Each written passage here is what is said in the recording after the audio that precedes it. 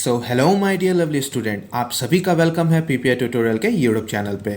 और आज से हम लोग शुरू करने जा रहे हैं आपका डेली लाइफ क्लासेस, जो कि आपका यूट्यूब चैनल पे फ्री ऑफ कॉस्ट चलेगा। सो क्लासेस के बारे में आपको टाइम शेड्यूल और कौन सा सब्जेक्ट किस दिन होगा, उसके लिए आपको टेलीग्राम चैनल ज्वाइन करना होगा। टेलीग्राम चैनल का नेम है पीपीआई ट्यूटोरियल, स्क्रीन पे भी देख सकते हो, नहीं तो डिस्क्रिप्शन बॉक्स में लिंक है, उसको भी क्लिक करके आप जा सकते हो। जस्ट आपको पीपीआई ट्यूटोरियल सर्च करना होगा टेलीग्राम चैनल पे। वहाँ पर आपको फ्री ऑफ कॉस्ट सारा आपको क्लास का पीडीएफ, टाइम शेड्यूल और सही टाइम पे आने पे आपका टेस्ट भी कंडक्ट कराया जाएगा। आज की क्लास में हम लोग वीवीआई क्वेश्चंस करेंगे for paramedical and paramedical matric Bihar के लिए, और अच्छे से हम लोग पूरा डिटेल में करेंगे विथ एक्स्ट्रा डिटेल। और अलग से एक और जानकारी, जो भी बच्चे थ्योरी क्लासेस करना चाहते हैं यानी बेसिक से सारे सब्जेक्ट्स को हाई तक पढ़ना चाहते हैं, तो आप हमारे पेड कोर्स को भी ज्वाइन कर सकते हो, जहाँ पर आपको सारे शिक्षक देख सकते हो पैरामेडिकल क्वालिफाइड है, तो सारे एक्सपीरियंस टीचर जो भी आपके पैरामेडिकल क्वालिफाइड कर चुके उनके द्वारा आपको पढ़ाया जाएगा। और कोर्स का फी आप देख सकते हो अभी बहुत ही कम है, ये जल्दी इंक्रीज कर दिया जाएगा। तो आप अगर इंटरेस्टेड हैं क्लास के बाद, तो आप व्हाट्सएप नंबर पे हमें व्हाट्सएप कीजिएगा, आपको फर्दर सारा डिटेल्स दे दिया जाएगा। तो चलिए समय न गाते आज की क्लास को शुरू करते हैं। आपका फेरिक क्लोराइड को अगर हम लोग रखेंगे फ्यू वीक्स के लिए, तो एक प्रिसिपिटेट फॉर्म होता है। वो किस कारण से होता है, किस चीज़ का प्रिसिपिटेट होता है? तो फेरिक क्लोराइड को जलीय विलयन के कुछ सप्ताह रखने पर क्या अवक्षेप बनेगा? इसका कारण क्या है? कम विलयता यानी लो सॉल्युबिलिटी, एक उत्पादन का ये आपका प्रोडक्ट, या आपका थर्मल डिकम्पोजिशन या ऑक्सीडेशन रिडक्शन के कारण, रिएक्शंस के कारण। ठीक है, तो किसके कारण होगा? तो ये आपका क्या होता है ना कि FeCl3 इसका फॉर्मूला है। इसको रखने पर कुछ दिन बाद इसी का प्रोडक्ट का आपका बन जाता है प्रिसिपिटेट। ठीक है, रिएक्शंस करके ये प्रिसिपिटेट बना देता है, पीपीटी, यानी नीचे जाके प्रोडक्ट का आपका प्रिसिपिटेट बन जाता है। तो इसका सही उत्तर क्या होगा? आपका बी होगा। ठीक है, इसका प्रिसिपिटेट बन जाता है प्रोडक्ट का और पीपीटी। ठीक है, तो ये आपका हो गया। चलिए तो नेक्स्ट सवाल पर चलते हैं माय डियर स्टूडेंट्स। नेक्स्ट सवाल आपसे क्या पूछा जा रहा है? यहाँ पे आपसे पूछा जा रहा है कि rate constant of a reaction changes due to, आपको बताना है कि अभिक्रिया दर स्थिरांक इसके कारण बदलता है। तो पहला आपका है अभिक्रिया सांद्रता में बदलाव, यानी चेंज इन कॉन्सेंट्रेशन। दूसरा है आपका दाब में बदलाव, यानी चेंज इन प्रेशर। उत्पाद सांद्रता में बदलाव, यानी चेंज इन प्रोडक्ट। और डी है आपका उत्प्रेरक की उपस्थिति, यानी प्रेजेंस ऑफ अ कैटलिस्ट। तो आपको बताना है कि रेट कांस्टेंट, यानी रेट कांस्टेंट से आपको क्या पता चलता है? ये सवाल कहाँ से है? रेट कांस्टेंट से हमें पता चलता है कि ये chapter number 4 class 12th NCERT का प्रश्न है, केमिस्ट्री का। ठीक है, सबके लिए इंपॉर्टेंट। चैप्टर का नेम क्या है? Chemical kinetics. ठीक है, रासायनिक अभिक्रिया बलगतिकी चैप्टर का नाम है। ठीक है, यहाँ पे आपको मैंने रेट कांस्टेंट का बताया था, फैक्टर जो इन्फ्लुएंस करता है रेट कांस्टेंट को, तो वो था आपका चेंज इन कॉन्सेंट्रेशन। हम जब भी रेट बात करते हैं तो किसका बात करते हैं? रेट लॉ याद है सभी को? रेट लॉ आपका ये है। यहाँ पे ए बी क्या है आपका? रिएक्टेंट, रिएक्टेंट साइड है। तो हमेशा रिएक्टेंट्स में कमी या बढ़ोतरी की वजह से आपका दर चेंज हो जाता है। तो ये आपका ए बी यानी रिएक्टेंट्स का बात कर रहे हैं, तो ए ऑप्शन आपका सही हो जाएगा। केमिकल काइनेटिक्स का है ये सवाल। ठीक है, आपका यहाँ पे रेट कांस्टेंट यानी इसका पूछ रहा था। तो रेट कांस्टेंट आपका किस चीज पे डिपेंडेंट है? आपका कॉन्सेंट्रेशन। किस चीज का? तो रिएक्टेंट का। ठीक है, तो ये आपका सही उत्तर हुआ। चलिए अब नेक्स्ट क्वेश्चन पर चलते हैं माय डियर स्टूडेंट्स। तो चलिए थर्ड क्वेश्चन पे चलते हैं। थर्ड क्वेश्चन आपसे क्या पूछ रहा है? विच एल्कलाई इज द वीकेस्ट, यानी कौन सा क्षार आपका सर्वाधिक दुर्बल है, सबसे वीकेस्ट बताना है आपको। तो चार आपको ऑप्शन दे रखा है। ठीक है, आपको बताना है सबसे वीकेस्ट अल्कलाई यानी बेसिक कैरेक्टर सबसे कम किसका होगा? बेसिक कैरेक्टर आपको बताना है बेसिक कैरेक्टर सबसे कम किसका होगा। ठीक है, ये आपका चैप्टर अमाइंस से आया है, यानी 12th क्लास का लास्ट जो आपका ऑर्गेनिक केमिस्ट्री का अमाइंस, वहां से पूछा गया है बेसिक कैरेक्टर के ऊपर अमाइंस का। अमाइंस का आप लोग जानते हो कि बेसिक कैरेक्टर्स में सबसे ज्यादा बेसिक किसका रहेगा? तो यहाँ पर आपका N का रहेगा, N3, जो आपका ये वाला पार्ट है इसका रहेगा। ठीक है, इसको हम लोग किस तरीके से लिख सकते हैं? इसको हम लोग इस तरीके से भी लिख सकते हैं। आइए डिटेल में देख लेते हैं।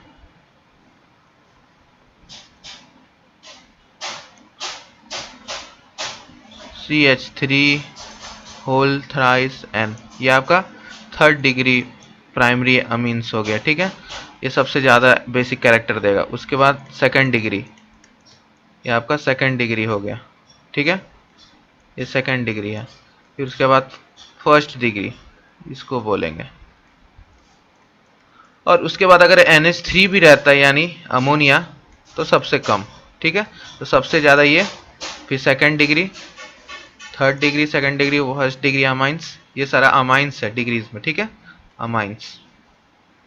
तो सबसे ज़्यादा यहाँ पे बेसिक कैरेक्टर ये होगा। और यहाँ पूछ रहा है क्या, उल्टा, सबसे वीकेस्ट। तो वीकेस्ट में आपका 1st डिग्री यानी A, सबसे वीक होगा बेसिक कैरेक्टर में, और सबसे ज़्यादा किस में होगा आपका, इसमें, ठीक है। तो ये आपका करेक्ट आंसर हो गया, ठीक है। करेक्ट आंसर आपका ये है, ठीक। तो ये था आपका पूरा डिग्री में बता दिया मैंने आपका बेसिक कैरेक्टर्स। ये आपका बेसिक कैरेक्टर्स का बेसिक कैरेक्टर छाड़ रही है, ठीक है। तो ये है आपका क्वेश्चन नंबर 3। नेक्स्ट क्वेश्चन पे चलते हैं। और ये बहुत VVI है, पैरामेडिकल में भी आ सकता है, ये VVI है क्योंकि बेसिक कैरेक्टर्स पे आ सकता है आपको, और सेम यही आपका ऑप्शंस रहेगा। तो इसलिए ये डिग्री जो मैंने लिखवाया है टेबल अच्छे से याद कर लीजिएगा, ठीक है। 3rd degree, 2nd degree, 1st degree primary amine, secondary amine, tertiary amine और अमोनिया, पूरा आपका ये अच्छे से ऑर्डर याद कर लीजिएगा। चलिए नेक्स्ट क्वेश्चन पे चलते हैं। चलिए क्वेश्चन नंबर 4 पे चलते हैं। क्वेश्चन नंबर 4 आपसे क्या पूछ रहा है, क्वेश्चन नंबर 4 आपसे पूछ रहा है कि a solvent whose pH equal to 0 the concentration of OH in its, क्या होगा। तो एक विलियन जिसका pH 0 है, pH 0 है, तो उसका OH माइनस का उस पर क्या कॉन्सेंट्रेशन होगा। अगर pH 0 पे आपको बताना है OH माइनस का कॉन्सेंट्रेशन, तो ये आपका सिंपल है। जब H प्लस यानी H प्लस का आपका 0 पे है pH, तब उसका मतलब 1 मोलार रहेगा यानी 1 एम, ठीक, 1 रहेगा इसका मोल्स प्रति लीटर, यानी 1 एम कर सकते हो, 1 मोलार, सीधे 1 रहेगा वैल्यू इसका। और जब आपका यहाँ बात कर रहे हो OH का, OH माइनस का, तो ये आपका रहेगा 1.0 इंटू 10 का पावर माइनस 14, यानी आपका ए ऑप्शन सही है, ठीक है। उसी प्रकार से अगर OH का 1 रहेगा तब यहाँ पे क्या रहेगा आपका 1.0, pH यानी 14 पे बात कर रहे हैं, तो ये आपका 1.0 इंटू 10 का पावर माइनस 14, तो ये आपका होता है उल्टा, ठीक है। तो ये आपका इस प्रकार से होता है। तो पूरा चार्ट आपको इस प्रकार से बनाना। फॉर एग्जांपल एक और देते हैं, जैसे pH आप ले लीजिए, pH ले लीजिए मान आप 5 ले लीजिए pH मान। तो pH मान 5 पे आपका H प्लस का कितना कॉन्सेंट्रेशन रहेगा, तो वो रहेगा 1.0 इंटू 10 का पावर माइनस 5। और हाइड्रोक्सी आयन का कितना रहेगा, हाइड्रोक्साइड आयन का, तो वो रहेगा आपका 1.0 इंटू 10 का पावर माइनस 9। दोनों को जोड़िए कितना आ रहा है, 14 आ रहा है, 9 प्लस 5 14।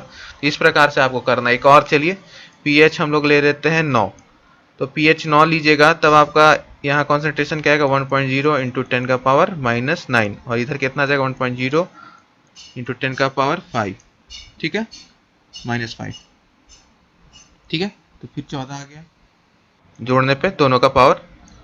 तो इस प्रकार से आपको पूरा कंसंट्रेशन याद रखना है। तो मैंने आपको बता दिया ट्रिक किस तरह से याद रखना है, मेथड। और ये आपका इक्विलिब्रियम का सवाल है, इक्विलिब्रियम यानी साम्यावस्था, चैप्टर नंबर 7 क्लास 11th का, ठीक है। तो एक बार इसको रिपीट कर लीजिएगा, क्लास नहीं समझ में आया होगा तो क्लास के बाद दोबारा वीडियो देख लीजिएगा, ठीक है। चलिए नेक्स्ट क्वेश्चन पे चलते हैं। सो नेक्स्ट क्वेश्चन देखते हैं my dear student. Question number 5 में आपको एक सूत्र दे रखा है RCO ट्वाइस O, और इसको दर्शाना है कि ये ईस्टर है, एसिटिक एनहाइड्राइड है, ईथर है या कीटोन है। तो RCO आपको बताना है ये क्या दर्शाता है।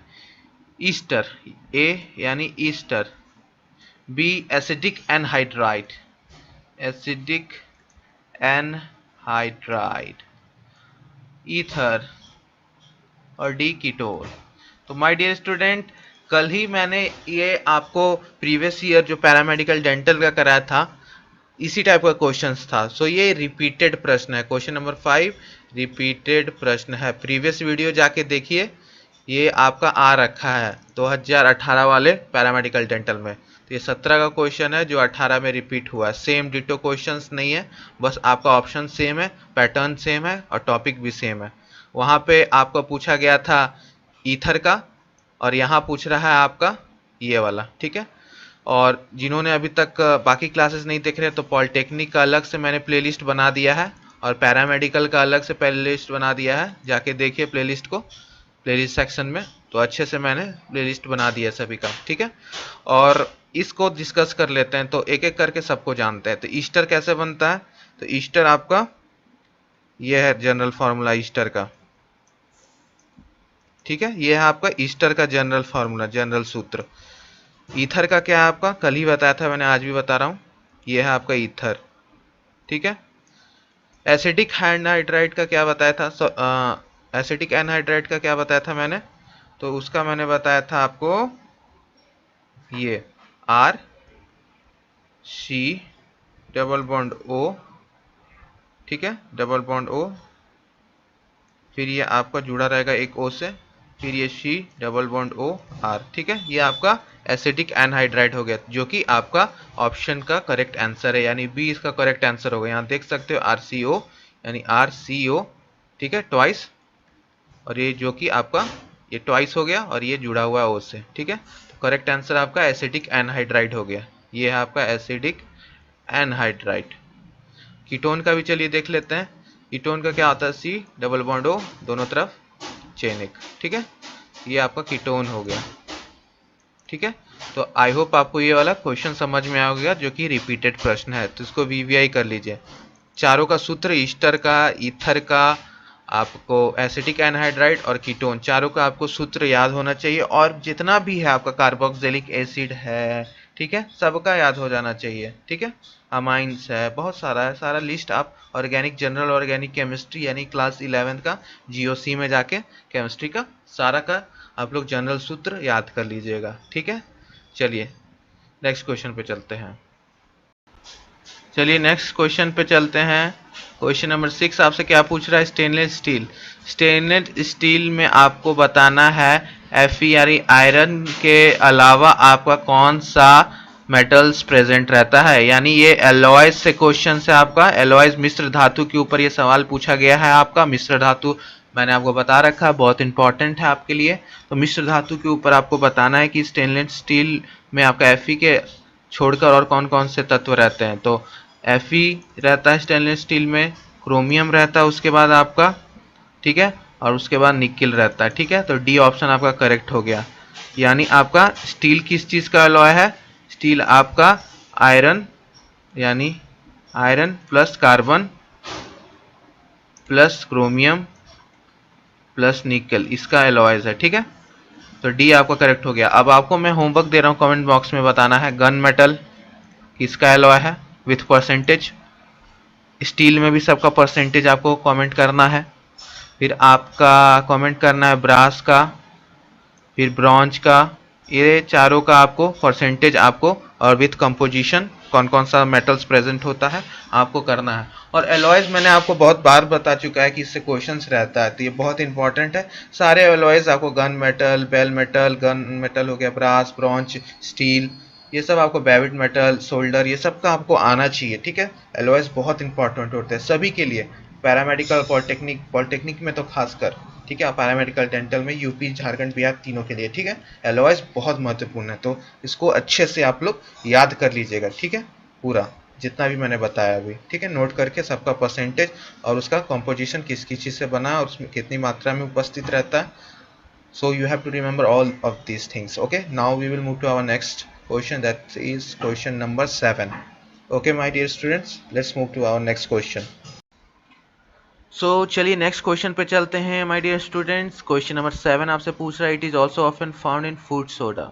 सो आपको बताना है खाने वाले सोडा में अक्सर ये पाया जाता है, A टार्टरिक अम्ल, B calcium carbonate, C calcium sulphate या D पोटेशियम कार्बोनेट। तो आपको बताना है कौन सा प्रेजेंट रहता है। तो आपका फार्मूला क्या है बेकिंग सोडा का? NaSCO3, कॉमन यही है आपका फार्मूला, सोडियम बाइकार्बोनेट। तो NaHC और O से मिलकर बनता है, लेकिन कभी कभी इसमें टार्टेरिक एसिड यानी टार्टेरिक अम्ल भी आपका उपस्थित रहता है। सो आपका टार्टेरिक एसिड करेक्ट आंसर हो जाएगा, ठीक है।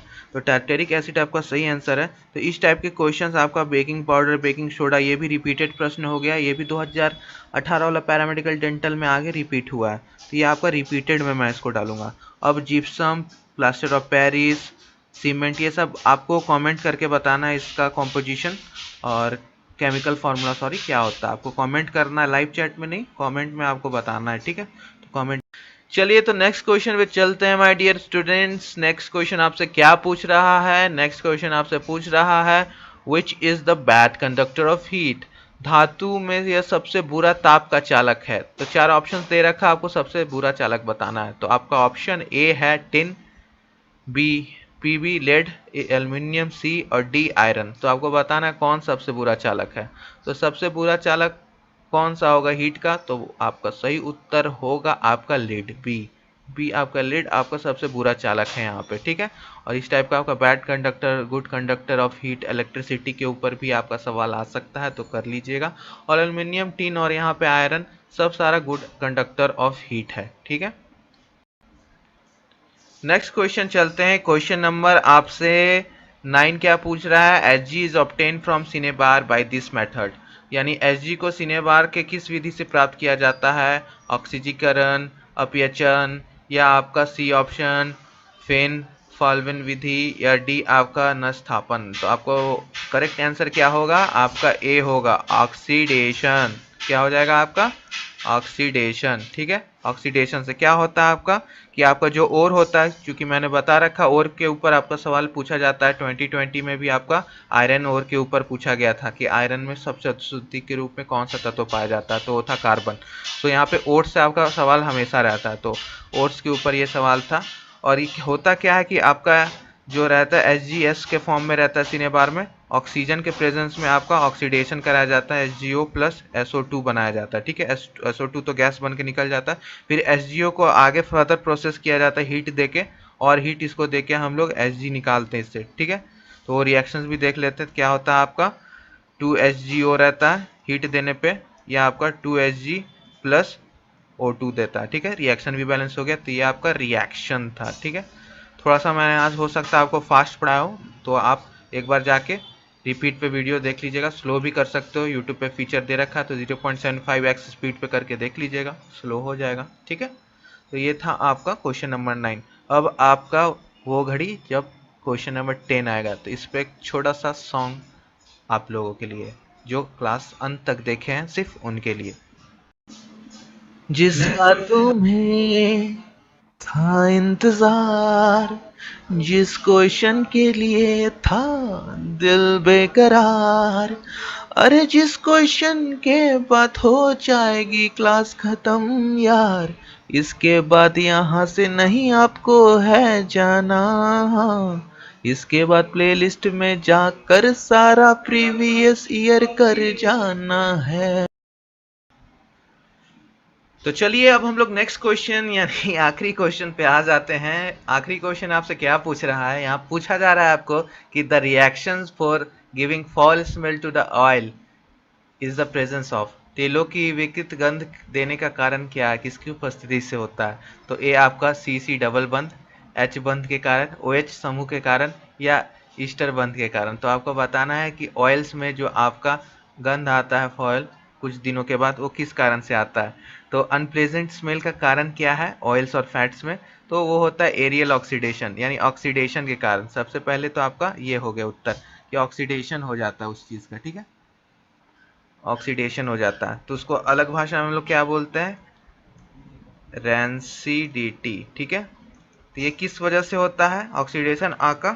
क्योंकि आपका यहाँ पे डबल बॉन्ड का समूह रहता है, इस वजह से, ठीक है। इसका ऑक्सीडेशन हो जाता है आपका, तो डबल बॉन्ड के कारण, ठीक है, इसका ऑक्सीडेशन यहाँ पे हो जाता है। तो इसी प्रकार से आपका आज का क्लास खत्म हो गया।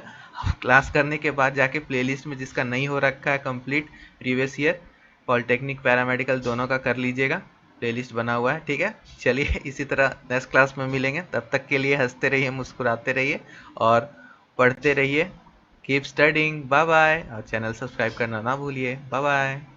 और टेलीग्राम चैनल भी ज्वाइन कर लीजिएगा। Take care.